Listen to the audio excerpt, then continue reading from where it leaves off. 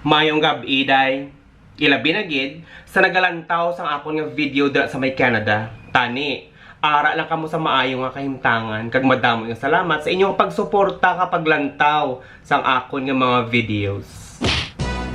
Maday, may arap lang kamo pamilya, paryente, abyan o kon kabarkada. Sila nagapang isang bulig, sila pa ang akig. Sila nagapang isang kwarta kag suporta, nayaw-yawan ka pa. Di ba la?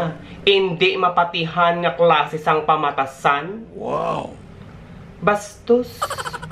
Natabuin na sa ako, nagligad gid ang bulan. Nakabaton ako sang mensahe, halin sa akon parinti. Nagapangayo sang bulig. Disiling ko, may sulusobra ko. Sige, padalaan ta ikaw sang kwarta. Hambal ko maminsahe lang ko sa imo kung saan o ko ipadala. Daston aga. May mensahe naman ako na batunan, nagapamangkot kung saan o ko ipadala ang kwarta. Siling ko sa iya, kabalo ka nagiging Lunes hasta Biyernes, kapoy ako kay nagatudlo, sa hapon nagatutor pa ako. Di pwede tani, Sabado na lang akong Domingo.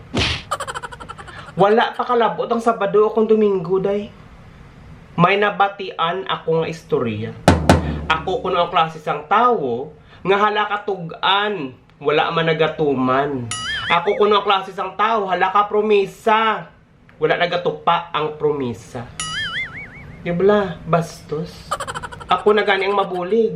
Ako pa ang malain. Tinunto. Pero, ginexplikar ko gyapon na akong side. Kung nga wala ako kapadala. Sang nabasahan niya, wala man lang siya nangayo pasensya. Ako man niya nga hangag, nagpadala pagid ako.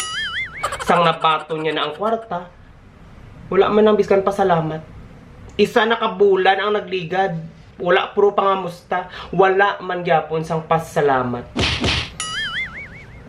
Gani para sa akong dira nga paryente. Nga dako dughan pero ang tsura do tambalyan.